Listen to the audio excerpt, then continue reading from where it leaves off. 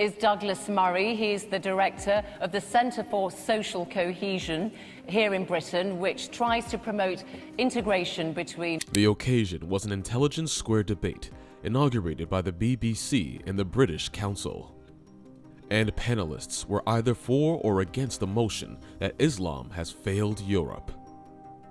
On one side, you had Tariq Ramadan, a Muslim professor at Oxford, while Douglas Murray and Fleming Rose countered the arguments.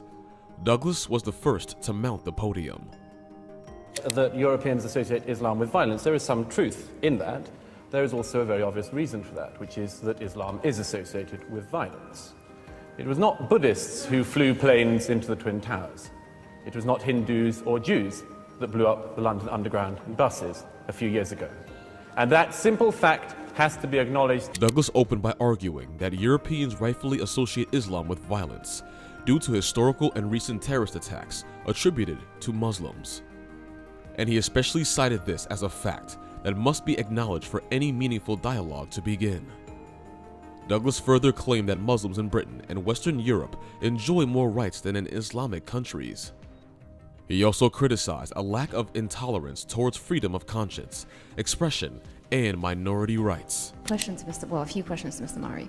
I don't think it's the Muslims of Europe that have failed. The Muslims of Europe that have failed Europe. I think it's exactly the opposite. One of the things you said, it was actually a few Muslims, crazy Muslims, I think, who sort of flew the plane into those buildings. But was Hitler a Muslim by any chance?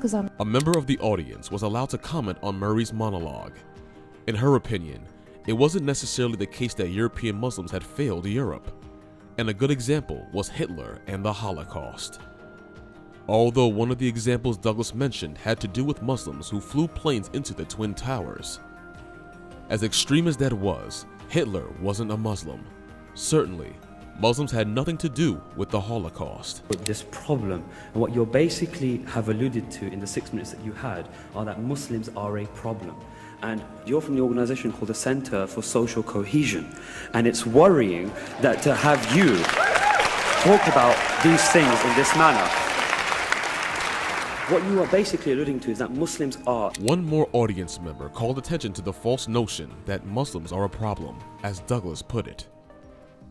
Douglas himself was from the Center of Social Cohesion, an organization that by its very nomenclature was supposed to integrate diverse cultures and opinions rather than being divisive. So was Douglas ultimately contradicting himself? I'd like to ask you, when you talk about the Muslims that are the problem, which Muslims are you talking about? Because you keep slipping in your language to focus on the radicals, the extremists. Maybe that's because that's what you're interested in. But there's another whole... Another audience member dared to ask about what Muslim demographics Douglas was exactly referring to. Apparently, there were hardline and radical Muslims who were representative of the problem under scrutiny. Whereas in contrast, there were also good and upstanding Muslims who were living out their religion the best way they know how. Whatever the case, the distinction had to be made. That this debate is taking place tonight and is being televised by the BBC World Service, that Tariq Ramadan holds a chair at Oxford University. I put it to you because of these very facts, that you are being welcomed, that you are being integrated, that you... One more audience member tried to soften the blow attributed to Douglas in a manner of speaking. According to him, the fact that this debate was being had at all suggested, however tactily, that Europe is not failing its Muslims. To be fair, the debate was being televised by the BBC World Service. Also, Tariq Ramadan, who was one of the panelists, holds a chair at Oxford University. Consequently, these facts demonstrated that Muslims were welcome, integrated, and respected. That we have failed Muslims by allowing the language of Islam as against us to propagate on and on since, particularly since 9/11, but even before that, and therefore allow our own Muslims within our own countries to feel as if they are part of the enemy rather than part of... Another audience member had a very interesting question. Did the opposition, comprised of Fleming and Douglas, think the West had failed Muslims by allowing the language of Islam against us to be propagated, especially after 9/11?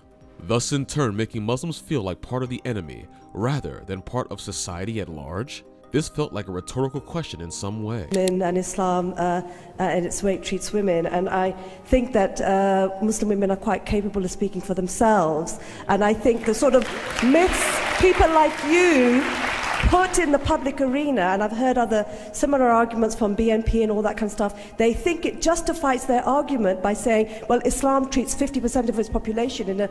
Separately, an audience member quickly made a quick comment about Douglas Murray's remarks on Muslim women. She insisted that Muslim women were quite capable of speaking for themselves, and she strongly disagreed on the point that Islam regarded women derogatorily. Arguments like this to which Douglas was putting forward were similar to those from the BNP, whose members exploit the same idea. I'm a British female. I love this country and I give this country. Now you're calling me a problem. I don't think I am. I think you are. Second point is, as a Muslim female, okay, my parents might not let me go somewhere late at night because people are racist to me. They tell me to go back home and they hurt me. A young woman in a headscarf also made a contribution, and she more or less flipped the narrative on Douglas by referring to him as the real problem in the same way he called Islam a problem. Another point she made was how dangerous the world was, especially if you were a young Muslim woman wearing a hijab in public. But then, she asked Douglas directly, if your daughter or son wanted to become a Muslim, would you be happy about it? Which was about Ahmed Abu Talib, a very distinguished public figure in Holland. What you failed to mention when you mentioned him as a great success story of the Netherlands, which I agree he is that after the murder of Theo van Gogh in 2004, he had to go under 24-hour protection because his name was found on a hit list. Douglas Murray came in at this point and cited the case of Ayaan Hirsi Ali, a distinguished public figure in Holland. After the murder of Theo van Gogh in 2004, she had to go under 24-hour protection because her name was found on a hit list from radical Islamists. To Douglas, it is no small thing that a Muslim politician who speaks out should be targeted for assassination in their home country. We cannot simply ignore these threats, Douglas insisted. In Europe, the discourse that you have is helping to nurture this sense of alienation and not to let the Muslims feel that they are at home. And out of the questions that we got from here, people are saying, you are welcome here, and then in their own country. I'm sorry, I'm at home. I'm at home. What are you talking about? Tariq Ramadan also weighed in by asserting that discourses like these tend to nurture a sense of alienation among Muslims, making them feel unwelcome in their own countries. Tariq then asserted his right to citizenship as a European. He, like many Muslims in Europe, should not be seen as outsiders. However, Douglas took this a step further by challenging the dual nature of Tariq's claims. Was he a European or a Muslim? Which one came first for him? In that, I think, is that in Britain, France and Germany, that Muslims, when asked for their how strongly they feel attached to the country that they live in, on the whole gave stronger answers of loyalty than did the public as a whole, a sample of the public as a whole in those three countries. It seems to me that that's a strong and positive reason for arguing against the motion that Europe is failing its Muslims, but not the reasons which I fear are... Henry Hager, who was once a diplomat at large, was in the audience, and he made a salient point. In Britain, France, and Germany, Muslims saw themselves as being part of those countries, even more so than the actual indigenes and countrymen. And so far as Hager was concerned, this was a positive reason to argue against the motion that Europe is failing its Muslims. So blaming Islam and Muslims for the problem was not very helpful. In a lot of those communities, it is very, very worrying, and therefore we need to be thinking slightly bigger than just this Muslim thing, but it is about a wider cultural problem. Okay. The lady now, wearing the hat. Just a comment to you, what you said about women. I think, first of all, that's really misleading, because you're getting... One more audience member suggested it was more of a cultural phenomenon than a religious one. In fact, this man was a priest who had worked with Christians facing persecution and prejudice. He also admitted that the world is complicated. As such, these same problems to do with religiosity are not necessarily exclusive to Islam. Ultimately, however, at the end of the debate, the tally was made and Douglas Murray with Fleming Rose carried the day.